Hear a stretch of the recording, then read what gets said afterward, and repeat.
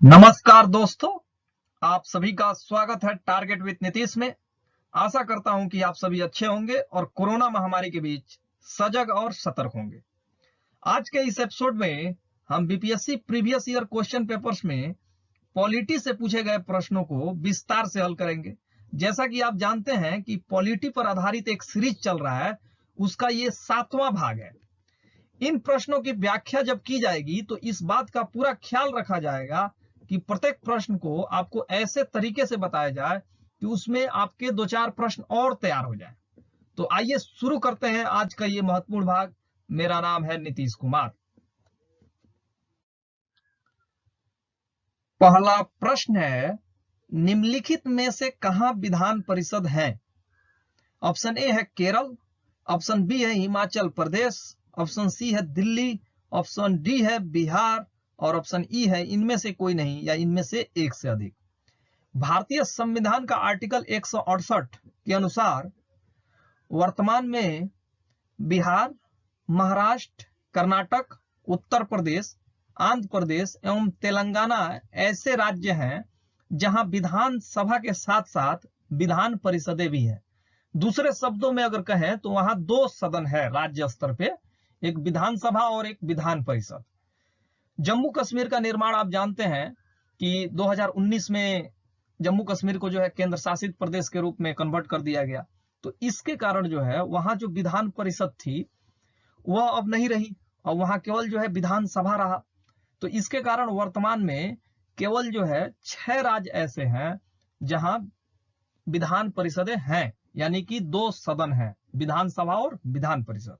तो इस प्रकार प्रश्न संख्या 1 का सही उत्तर डी होगा। केवल इसमें बिहार ही एकमात्र ऑप्शन में दिया गया सही है जहां 2 विधान परिषद हैं, जहां विधान परिषद है यानी कि विधानसभा के साथ साथ। दिल्ली, हिमाचल प्रदेश, केरल में केवल विधानसभा है। तो क्वेश्चन नंबर 1 का सही उत्तर क्या होगा? D option. अगला प्रश्न, भारतीय संविधान के निम्नांकित अनुच्छेदों में कौन राज्य की विधानसभाओं के निर्वाचन का प्रावधान प्रस्तुत करता है? ऑप्शन ए है अनुच्छेद 170, ऑप्शन बी है अनुच्छेद 176, ऑप्शन सी है अनुच्छेद 178 और ऑप्शन डी है इनमें से कोई नहीं। भारतीय संविधान का अनुच्छेद 170 कहता है कि राज्यों में विधानसभा के सदस्यों की अधिकतम संख्या 500 और न्यूनतम संख्या 60 होनी चाहिए। आर्टिकल 170 यह भी कहता है कि इन सदस्यों का जो चुनाव होगा वह प्रत्यक्ष रूप से किया जाएगा और राज्य जो होगा क्षेत्रीय कॉन्स्टिट्यूएंसी में बटा होगा, यानी कि निर्वाचन क्षेत्रों में बटा होगा। जैसा कि आप जानते हैं कि अगर बिहार को ही एग्जाम्पल के रूप में लिया जाए तो बिहार में कुल विधानसभा सीटों की संख्या कितनी है? 243। तो बिहार को जो है 243 भागों में जो है छोटे छोटे टुकड़ों में बांटा गया होगा। तो इसको जो है विधानसभा निर्वाचन क्षेत्र कहा जाएगा। कौन सा आर्टिकल जो है ये कहता है कि डायरेक्ट इलेक्शन के माध्यम से जो है विधानसभा के सदस्यों का चुनाव होगा? आर्टिकल 170। आर्टिकल 170 से जुड़ी एक सबसे महत्वपूर्ण बात यह है जो बार बार परीक्षाओं में पूछी जाती है कि विधानसभा के सदस्यों की अधिकतम संख्या कितनी हो सकती है। तो आर्टिकल 170 स्पष्ट रूप से कहता है कि विधानसभा के सदस्यों की अधिकतम संख्या जो है 500 हो सकती है, अगर न्यूनतम की बात की जाए तो 60 हो सकती है, उससे कम नहीं होगी। तो इस प्रकार आप देख रहे हैं कि क्वेश्चन नंबर 2 का सही उत्तर ए होगा, अनुच्छेद 170, क्योंकि अनुच्छेद 170 जो है वह विधानसभाओं के निर्वाचन का प्रावधान प्रस्तुत करता है। तो क्वेश्चन नंबर 2 का सही उत्तर ए। अगला प्रश्न, यदि किसी राज्य की विधानसभा का अध्यक्ष यानी कि स्पीकर पद त्यागना चाहे तो उसे अपना त्याग पत्र देना चाहिए। ऑप्शन ए है मुख्यमंत्री को, ऑप्शन बी है राज्यपाल को, ऑप्शन सी है उपाध्यक्ष को, ऑप्शन डी है भारत के राष्ट्रपति को। भारतीय संविधान का आर्टिकल 179 कहता है कि विधानसभा अध्यक्ष यानी कि स्पीकर अपने पद से इस्तीफा जो देगा यानी कि त्याग पत्र देगा वह उपाध्यक्ष को संबोधित करते हुए देगा, यानी कि डिप्टी स्पीकर को देगा। तो इस प्रकार क्वेश्चन नंबर 3 का सही उत्तर सी होगा। अगर आपको लोकसभा के स्तर पर भी बात की जाए कि लोकसभा का स्पीकर अपना त्याग पत्र किसे देगा, तो आप कहेंगे डिप्टी स्पीकर को देगा। उपराष्ट्रपति, जैसे उपराष्ट्रपति को आप जानते हैं कि वह राज्यसभा का जो है सभापति होता है, पदेन सभापति होता है। तो राज्यसभा का जो सभापति है वह अपना इस्तीफा जो है राष्ट्रपति को देता है। वह जो है वहां का जो उपसभापति होगा उसको नहीं, राष्ट्रपति को देगा। तो क्वेश्चन नंबर 3 में जो पूछा जा रहा है यहाँ के राज्य की विधानसभा के स्पीकर के बारे में बात की जा रही है। अगर यहाँ पे लोकसभा के स्पीकर के बारे में भी बात की जाती तो उसका भी उत्तर होगा डिप्टी स्पीकर ऑफ लोकसभा। तो इस प्रकार क्वेश्चन नंबर 3 का सही उत्तर क्या होगा? सी। आगे बढ़ते हैं। किस उच्च न्यायालय ने यह फैसला दिया है कि एक ही बार में 3 बार तलाक कहने से तलाक होना गैर कानूनी है? ऑप्शन ए है कलकत्ता उच्च न्यायालय, ऑप्शन बी है इलाहाबाद उच्च न्यायालय, ऑप्शन सी है बंबई उच्च न्यायालय और ऑप्शन डी है पंजाब उच्च न्यायालय। इलाहाबाद उच्च न्यायालय ने रहमतुल्लाह बनाम स्टेट ऑफ यूपी 1994 के मामले में यह निर्णय दिया था कि यदि विधि के उपबंधों को विफल करने के उद्देश्य से 3 बार तलाक कहकर तलाक दिया जाता है तो ऐसे तलाक को गैर कानूनी माना जाएगा। आप जानते हैं कि जो 3 तलाक है उसको ट्रिपल तलाक के नाम से भी जाना जाता है और पिछले समय में यानी कि 2019 में ये काफी चर्चा में रहा, 2017 से चर्चा में बना हुआ था। तो क्वेश्चन नंबर 4 का जो सही उत्तर होगा इलाहाबाद उच्च न्यायालय। किस वाद में कहा था इलाहाबाद उच्च न्यायालय ने? तो इलाहाबाद उच्च न्यायालय ने रहमतुल्लाह बनाम स्टेट ऑफ यूपी 1994 के मामले में यह डिसीजन दिया था। तो क्वेश्चन नंबर 4 का सही उत्तर होगा बी, इलाहाबाद उच्च न्यायालय। आगे बढ़ते हैं। निम्नलिखित उच्च न्यायालयों में से कौन से एक से अधिक राज्य या केंद्र शासित प्रदेश के लिए है? यहां प्रश्न समझना बहुत जरूरी है। यहां प्रश्न ये कह रहा है कि किस उच्च न्यायालय के अंतर्गत एक से अधिक राज्यों का अधिकार क्षेत्र आता है या केंद्र शासित प्रदेशों का आता है। तो यहां ऑप्शन ए है इलाहाबाद उच्च न्यायालय, ऑप्शन बी है दिल्ली उच्च न्यायालय, ऑप्शन सी है गुवाहाटी उच्च न्यायालय और ऑप्शन डी है मुंबई उच्च न्यायालय। तो जैसा कि आप जानते हैं कि बीपीएससी जो है हर बार 10 से 12 क्वेश्चन गलत सेट करता है क्वेश्चन पेपर में। तो उसी तरह जो है 38वीं बीपीएससी 1992-93 में भी प्रश्न पत्र में गलत सेट किया था। यहां गुवाहाटी उच्च न्यायालय के अंतर्गत कई राज्य आते हैं जिसमें शामिल है असम, नागालैंड, मिजोरम तथा अरुणाचल प्रदेश। इसी प्रकार अगर मुंबई उच्च न्यायालय की बात की जाए तो मुंबई उच्च न्यायालय के अंतर्गत भी कई क्षेत्र आते हैं जिसमें शामिल है महाराष्ट्र आता है, दादरा तथा नगर हवेली, गोवा, दमन व दीव आता है। तो इन क्षेत्रों को जो है मुंबई उच्च न्यायालय के अधिकार क्षेत्र के अंतर्गत रखा गया है और गुवाहाटी उच्च न्यायालय के अधिकार क्षेत्र के अंतर्गत रखा गया है असम, नागालैंड, मिजोरम तथा अरुणाचल प्रदेश को। तो यहां आप देख रहे हैं कि क्वेश्चन नंबर 5 के 2 सही उत्तर आ रहे हैं, गुवाहाटी और मुंबई। लेकिन बीपीएससी द्वारा जो है इसमें केवल 4 ऑप्शन दिए गए हैं जिसमें से एक को सही मारना है। तो यहाँ पे जो छात्र हैं वो दुविधा में फंस सकते हैं कि आखिर में किसको हम सही माने। तो ऐसे प्रश्नों को बीपीएससी जो है एग्जाम्स जब समाप्त हो जाता है, जब रिजल्ट देने की बारी आती है तो उस समय जो है निरस्त कर देता है। यह बीपीएससी की जो है एक तरह से आप कह सकते हैं लचर व्यवस्था इसके लिए जिम्मेदार है कि वो जो है कैसे लोगों से प्रश्न पत्र सेट करवाता है कि वो जो है गलत सेट करते हैं, हर साल सेट करते हैं।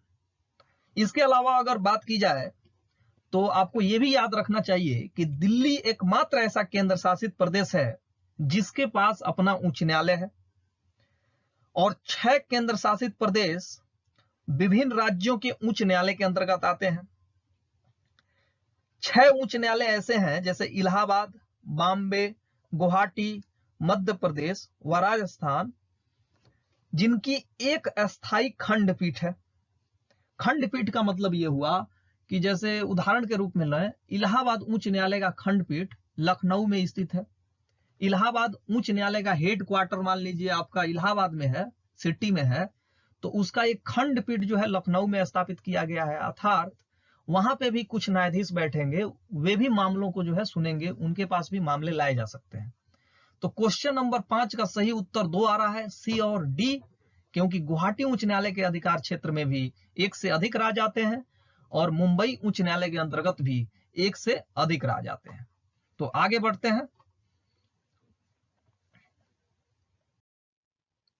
निम्नलिखित में से कौन सा विषय समवर्ती सूची में है? ऑप्शन ए है कृषि, ऑप्शन बी है शिक्षा, ऑप्शन सी है पुलिस, ऑप्शन डी है रक्षा। यहां इस प्रश्न को हल करने के लिए हमें सभी ऑप्शंस पर विचार करना होगा।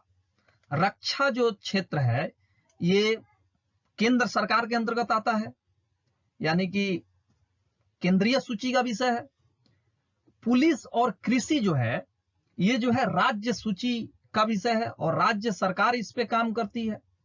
और शिक्षा की अगर बात की जाए तो शिक्षा प्रारंभ में राज्य सूची में शामिल था, किंतु संघ व राज्य दोनों के लिए इसका महत्व है शिक्षा का। जैसे कि आप जानते हैं सीबीएसई बोर्ड जो है केंद्र सरकार की बोर्ड है और बिहार बोर्ड, यूपी बोर्ड ये राज्य सरकार द्वारा संचालित किए गए बोर्ड है। तो शिक्षा का सामान्य महत्व दोनों स्तर के सरकारों के लिए देखते हुए संविधान के 42वें संविधान संशोधन अधिनियम 1976 के द्वारा इसे समवर्ती सूची में डाल दिया गया था। तो इस प्रकार क्वेश्चन नंबर 6 का सही उत्तर क्या हो जाएगा? बी, समवर्ती सूची का विषय है शिक्षा। अब प्रश्न यह उठता है कि आखिर में समवर्ती सूची कहते किसे हैं? तो जैसा कि आप जानते हैं कि भारत में संघीय ढांचा है, यानी कि केंद्र व राज्य सरकारों में जो कानून बनाने के लिए विषय हैं उनका विभाजन किया गया है। क्षेत्र उनके निर्धारित किए गए हैं कि इन क्षेत्रों पे आप कानून बना सकते हैं, इन क्षेत्र के विषयों पर आप कानून बना सकते हैं। तो इसी तरह करके जो है 3 सूचियां निर्धारित की गई हैं भारतीय संविधान द्वारा, केंद्रीय सूची, राज्य सूची और समवर्ती सूची। तो केंद्रीय सूची उस सूची को कहते हैं जिनमें शामिल विषय पर कानून बनाने की केवल शक्ति संसद को है। राज्य सूची में जो शामिल विषय हैं उन पर कानून बनाने की शक्ति केवल राज्य स्तर की जो विधानसभा, विधानमंडल है उसको है, राज्य सरकार को है। और समवर्ती सूची में शामिल जो विषय हैं उन पे केंद्र व राज्य दोनों कानून बना सकते हैं। तो समवर्ती सूची में कौन शामिल है? तो समवर्ती सूची में ऐसे विषय शामिल किए जाते हैं जिन पे केंद्र व राज्य दोनों स्तर की सरकारें कानून बना सकती हैं। लेकिन अगर किसी कॉमन विषय पे दोनों सरकारें अगर कानून बनाती हैं तो एक ही समय में, तो संसद का कानून मान्य होगा। यानी कि राज्य सरकार द्वारा बनाया गया सेम कानून समवर्ती सूची के विषय पर अगर उस पर संसद भी कानून बनाती है तो संसद का कानून मान्य होगा। तो क्वेश्चन नंबर 6 का सही उत्तर क्या होगा? बी, शिक्षा। आगे बढ़ते हैं। निम्न में से किस अनुच्छेद के अंतर्गत वित्त आयोग का गठन का प्रावधान किया गया है? ऑप्शन ए है अनुच्छेद 280, ऑप्शन बी है अनुच्छेद 269, ऑप्शन सी है अनुच्छेद 268 और ऑप्शन डी है अनुच्छेद 265। केंद्र व राज्यों के मध्य जो करों का विभाजन है उसके लिए संविधान में वित्त आयोग का प्रावधान किया गया था। यह भारतीय संविधान के अनुच्छेद 280 के अंतर्गत किया गया था। तो क्वेश्चन नंबर 7 का सही उत्तर क्या हो जाएगा? ए ऑप्शन, अनुच्छेद 280। अगर वित्त आयोग के बारे में बात की जाए तो आप कह सकते हैं कि संविधान के अनुच्छेद 280 के अनुसार संसदीय अधिनियम 1951 के माध्यम से वित्त आयोग के गठन का प्रावधान किया गया था। वित्त आयोग एक संवैधानिक संस्था है। संवैधानिक संस्था का मतलब यह हुआ कि इसका गठन भारतीय संविधान के किसी आर्टिकल्स के तहत किया गया है। देख रहे हैं आप कि 280 के तहत किया गया है। तो इस प्रकार यह एक संवैधानिक संगठन है और इसका गठन जो होता है वह राष्ट्रपति द्वारा प्रत्येक 5 वर्षों के लिए किया जाता है। वित्त आयोग में एक अध्यक्ष होता है और इसके अतिरिक्त 4 सदस्य होते हैं। अध्यक्ष किस व्यक्ति को नियुक्त किया जाता है? अध्यक्ष ऐसे व्यक्ति को नियुक्त किया जाता है जिसे सार्वजनिक कार्यों के विषय में पर्याप्त अनुभव हो। और जो 4 अन्य सदस्य हैं वित्त आयोग के, उनमें से एक सदस्य जो होना चाहिए किसी उच्च न्यायालय का न्यायाधीश या इस पद के लिए योग्य व्यक्ति होना चाहिए। इसीलिए इस व्यक्ति के कारण जो है वित्त आयोग को अर्ध न्यायिक संस्था भी कहा जाता है, क्योंकि इसमें जो 5 सदस्य होते हैं जिसमें एक अध्यक्ष होता है और 4 सदस्य, उसमें से एक जो होता है वो उच्च न्यायालय का न्यायाधीश या इस पद के लिए योग्य व्यक्ति होना चाहिए। इसके अलावा इसमें दूसरा जो सदस्य होना चाहिए उसे भारत के लेखा एवं वित्त मामलों का विशेष ज्ञान हो। तीसरे व्यक्ति के बारे में अगर जानना चाहें हम, तो तीसरे को प्रशासन और वित्तीय मामलों का व्यापक अनुभव हो। और चौथा व्यक्ति अर्थशास्त्र का विशेषज्ञ हो, अर्थशास्त्र का विशेषज्ञ हो। तो इस प्रकार आप देख रहे हैं कि वित्त आयोग में जो 5 सदस्य होंगे, इसका गठन जो है प्रत्येक 5 वर्ष के बाद राष्ट्रपति द्वारा किया जाएगा। और भारत में अगर प्रथम वित्त आयोग के गठन के बारे में बात की जाए तो सन 1951 में जो है प्रथम वित्त आयोग का गठन किया गया था। इसके अध्यक्ष केसी नियोगी थे। अब तक भारत में कुल 15 वित्त आयोगों का गठन किया जा चुका है। तो इस प्रकार क्वेश्चन नंबर 7 का सही उत्तर ए होगा, अनुच्छेद 280। अगला प्रश्न, भारत में संघीय वित्त आयोग संबंध रखता है। ऑप्शन ए है राज्यों के बीच वित्त से, ऑप्शन बी है राज्यों एवं केंद्र के बीच वित्त से, ऑप्शन सी है केंद्र एवं स्वशासित सरकारों के बीच वित्त से, और ऑप्शन डी है इनमें से कोई नहीं। यहां अगर प्रश्न को सिंपल भाषा में समझें तो भारत में संघीय वित्त आयोग का संबंध रखना का मतलब हुआ कि वित्त आयोग के क्या कार्य हैं।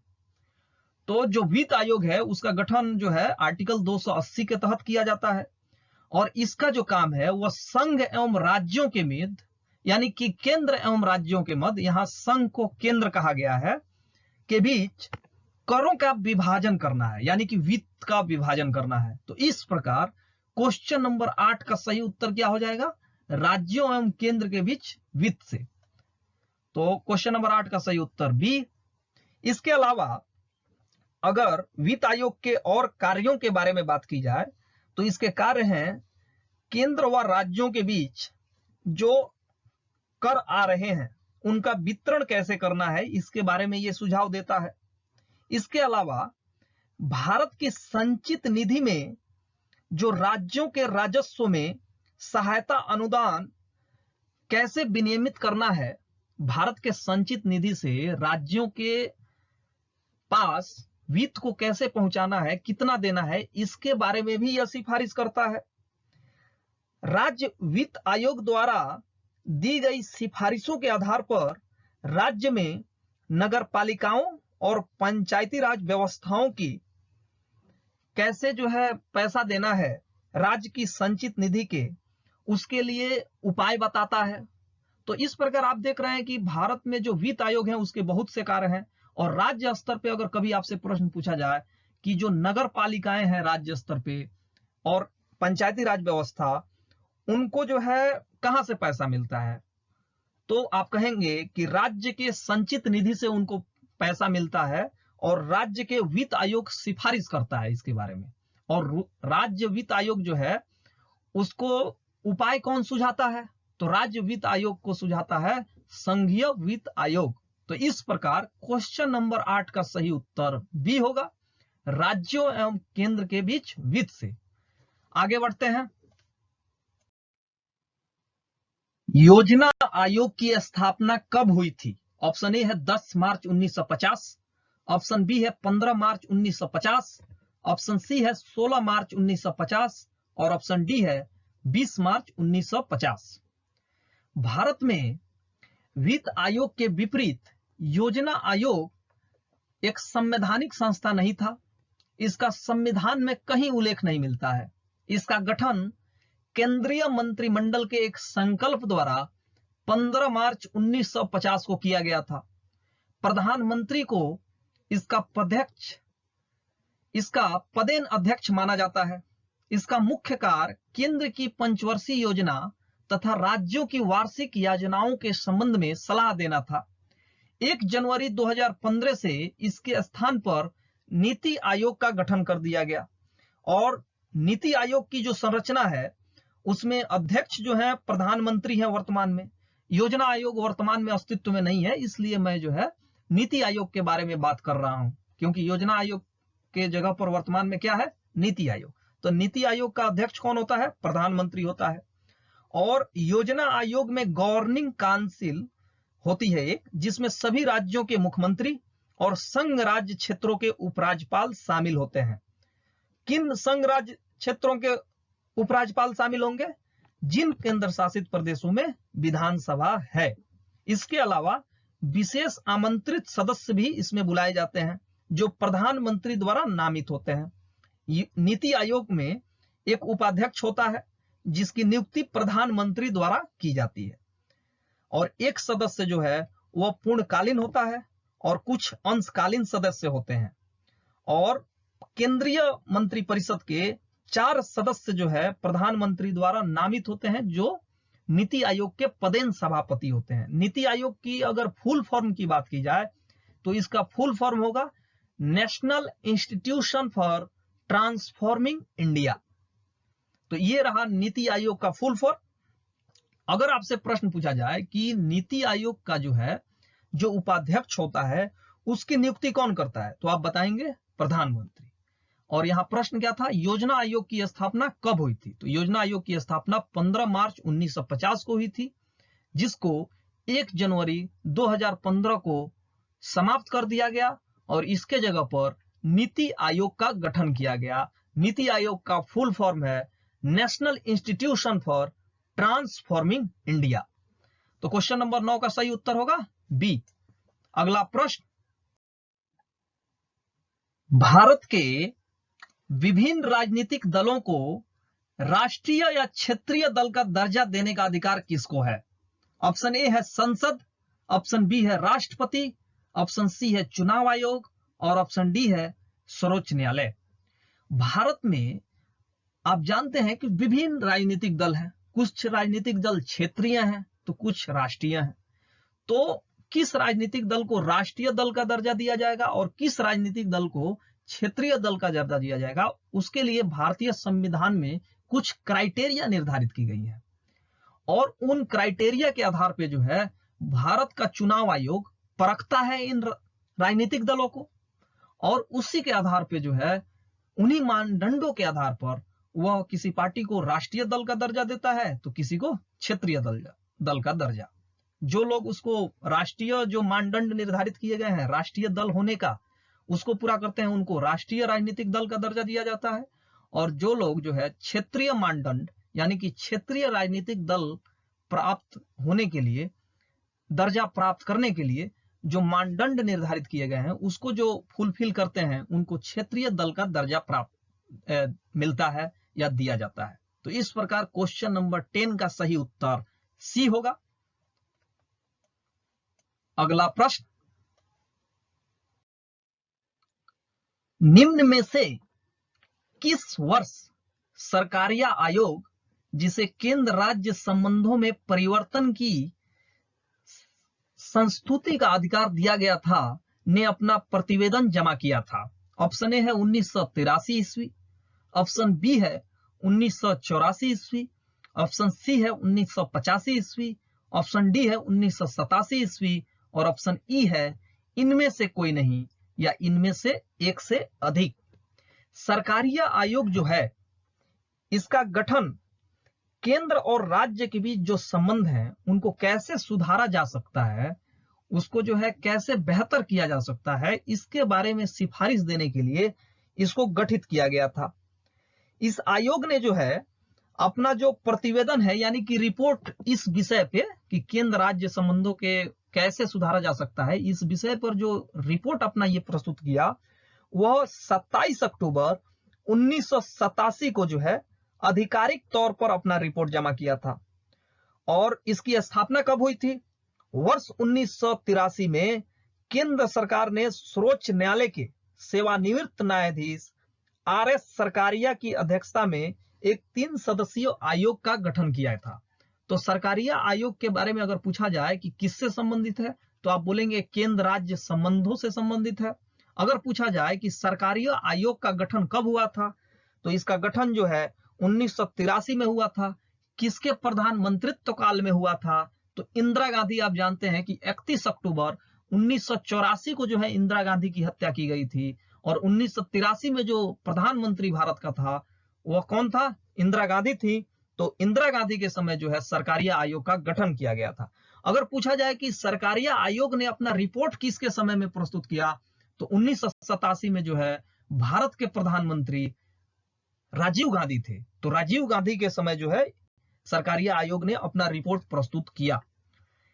इस आयोग ने यानी कि सरकारिया आयोग ने केंद्र राज्य संबंधों के सुधार के दिशा में आगे बढ़ाने के लिए 247 बिंदुओं की सिफारिश की थी।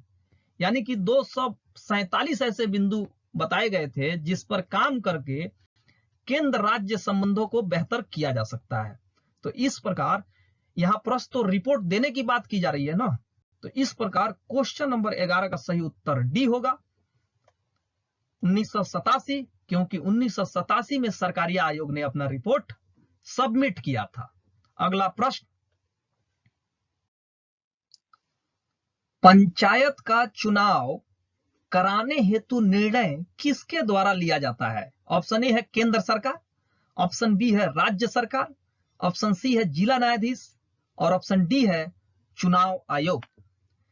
जो पंचायती राज व्यवस्था है इसके बारे में संविधान की सातवीं जो अनुसूची है उसमें आप जानते हैं कि सातवीं अनुसूची किससे संबंधित है? ये 3 अनुसूचियों से संबंधित है, राज्य सूची, संघ सूची और समवर्ती सूची। तो सातवीं अनुसूची में जो राज्य सूची है उसमें जो है पंचायतों का चुनाव कराने हेतु जो डिसीजन लेने की बात कही गई है वह जो है राज्य सरकार के अंतर्गत कही गई है। पंचायती राज व्यवस्था किसका विषय है? तो ये राज्य सूची का विषय है। तो इसलिए राज्य सूची पर निर्णय कौन लेगा? तो राज्य सरकार लेगा।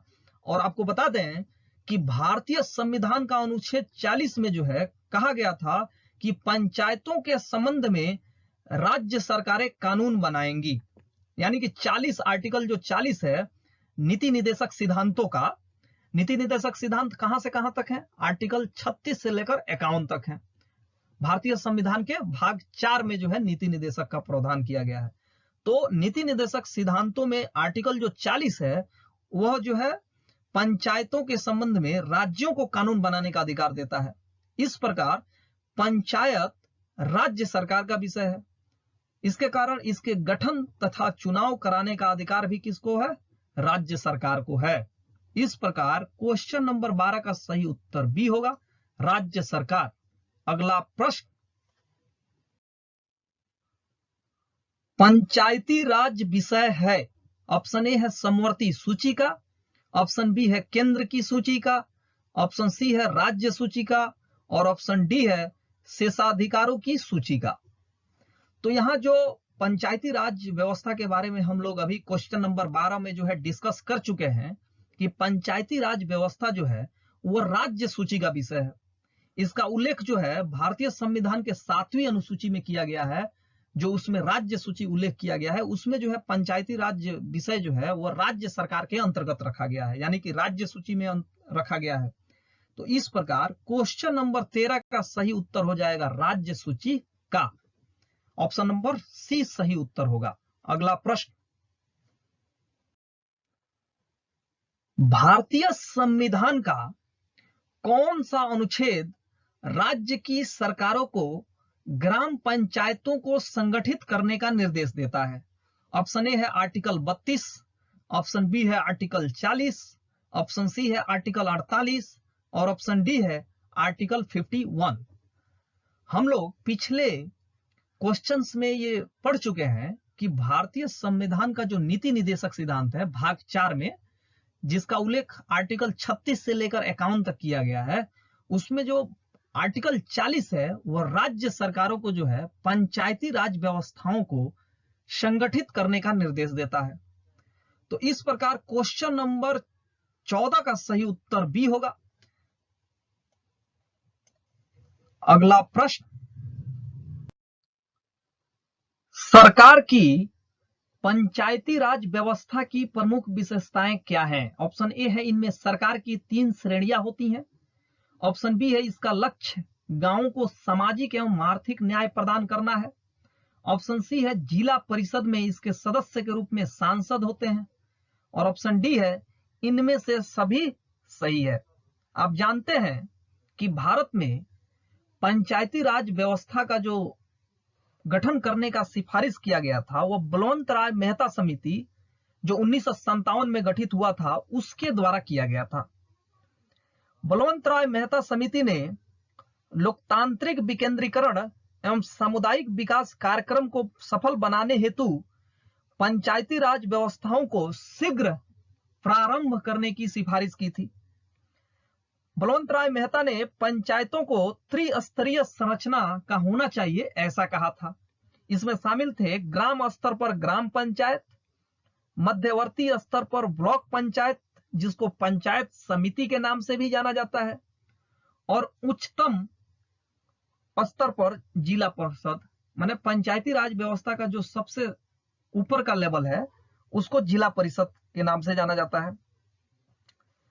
और यह भी कहा गया था कि सरकार का जो है पंचायती राज संस्थाओं के कार्यों में न्यूनतम हस्तक्षेप होना चाहिए और वह केवल इसका निरीक्षण, मार्गदर्शन एवं उच्च स्तर की योजना बनाने तक ही स्वयं को सीमित रखे। इन्हीं सिफारिशों को बलवंत राय मेहता द्वारा जो पंचायती राज व्यवस्था पर एक समिति बनाई गई थी जिसके अध्यक्ष बलवंत राय मेहता थे, इनके द्वारा जो सिफारिश दी गई उसको स्वीकार करते हुए केंद्र सरकार ने राज्यों को स्थानीय स्वशासन की संस्थाओं की स्थापना हेतु प्रेरित किया। इसके कारण 2 अक्टूबर 1959 को राजस्थान के नागौर जिले में पंडित जवाहरलाल नेहरू द्वारा त्रिस्तरीय पंचायत का उद्घाटन किया गया। और पंचायती राज व्यवस्था का लक्ष्य क्या था? तो इसका लक्ष्य था गांवों को सामाजिक एवं आर्थिक न्याय प्रदान करना। इसमें आप देख चुके हैं कि सरकार की 3 श्रेणियां होती हैं, ग्राम स्तर पे, मध्यवर्ती स्तर यानी कि ब्लॉक स्तर पे और जिला स्तर पे। और इसका लक्ष्य जिला परिषद में इसके सदस्य के रूप में सांसद होते हैं, यह भी आप देख चुके हैं। तो आप देख रहे हैं कि क्वेश्चन नंबर 15 में तीनों ऑप्शन सही है, ए बी सी। तो क्वेश्चन नंबर 15 का सही उत्तर डी होगा। इसके अलावा अगर पंचायती राज व्यवस्था के बारे में जानकारी के लिए हम जान सकते हैं कि अशोक मेहता समिति जो है 1977 में स्थापित हुई थी, उसका भी गठन जो है पंचायती राज व्यवस्थाओं पर सिफारिश करना था। इसके अलावा पी.वी. के राव समिति का गठन जो है 1985 में हुआ था। इसके अलावा एल.एम. सिंघवी समिति का गठन 1986 में राजीव गांधी के समय में किया गया था, जिसका काम था पंचायती राज व्यवस्थाओं के बारे में सिफारिश करना था। पी.के. थुंगन समिति जिसका गठन 1988 में किया गया था, इसका भी काम था पंचायती राज संस्थाओं के बारे में विवरण देना, सिफारिश देना। इसके अलावा अगर बात करें तो पी.के. थुंगन उप समिति का भी गठन हुआ था 1988 में। तो यह रहा पंचायती राज संस्थाओं से जुड़े कुछ महत्वपूर्ण जानकारी। इसके अलावा अगर जानकारी प्राप्त करें तो 73वां संविधान संशोधन नियम 1992 के द्वारा पंचायती राज व्यवस्था को संवैधानिक दर्जा दिया गया था। इसमें आर्टिकल 243 से लेकर 243 ओ तक जो है भारतीय संविधान में आर्टिकल जोड़े गए थे पंचायती राज व्यवस्थाओं को जो है जमीनी स्तर पर लागू करने के लिए, जिसमें आर्टिकल 243 जो था वह ग्राम सभा के गठन से संबंधित था। तो ये रही पंचायती राज व्यवस्था से जुड़ी कुछ महत्वपूर्ण जानकारी। तो दोस्तों ये रहा आज का महत्वपूर्ण भाग। आशा करता हूं कि आज का विश्लेषण आपको काफी पसंद आया होगा।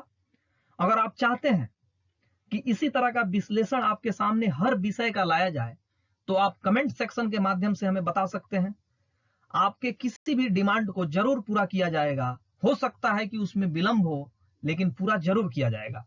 अगर अभी तक आपने टारगेट विद नीतीश को सब्सक्राइब नहीं किया है तो जरूर सब्सक्राइब करें, क्योंकि टारगेट विद नीतीश के माध्यम से यह प्रयास है कि जो शिक्षा का स्तर है वो बढ़े और हर विषय में लोगों की जो समझ है वह काफी अच्छा हो। आप जानते हैं कि भारत में जो विश्वविद्यालयी शिक्षा है, स्पेशली अगर बिहार यूपी की बात की जाए, यूपी तो कुछ सही चल रहा है, लेकिन बिहार की बात की जाए तो यहाँ विश्वविद्यालय जो हैं अपने नियमित कक्षाएं नहीं चला पा रहे हैं और न ही उनका सेशन जो है नियमित चल पा रहा है। तो इसके लिए ये बहुत जरूरी हो जाता है कि जो भी छात्र पढ़ना चाहते हैं वो ऑनलाइन प्लेटफॉर्म ही उनके पास विकल्प बचता है जो गरीब है। तो टारगेट विद नीतीश इन लोगों के लिए जो है काफी सहायक सिद्ध होगा और साथ ही साथ वे भी बच्चे टारगेट विद नीतीश के साथ जुड़ सकते हैं जो आगे जो है एक उच्च स्तर का परीक्षा पास करना चाहते हैं, जैसे कि बीपीएससी पास करना चाहते हैं या सिविल सर्विसेज के जो अन्य एग्जाम्स हैं उनको पास करना चाहते हैं, यूपीएससी पास करना चाहते हैं। तो टारगेट विद नीतीश उनके लिए कारगर हथियार साबित हो सकता है। तो इस एपिसोड से अपने दोस्त यानी नीतीश कुमार को दीजिए इजाजत। कल फिर मिलेंगे एक नए भाग के साथ, कुछ नए प्रश्नों के संग्रह के साथ। तब तक के लिए शुभ विदा, नमस्कार।